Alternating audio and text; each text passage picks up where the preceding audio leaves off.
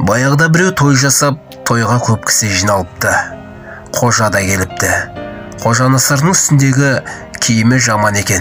Қожа Насырда ешкім елемепті, төрге шық, тамақ іштемепті.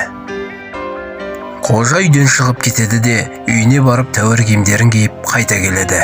Бұл жолы үй иесі Қожа Насырды құрметтейді, төрден орын береді. Ет келгенде «Қолшеке алыңыз» деп қошеметтейді.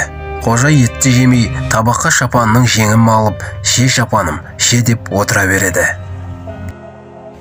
Үй иесі «Сіздің бұл не қылғаныңыз? Шапан ет жейтін бе еді» дейді.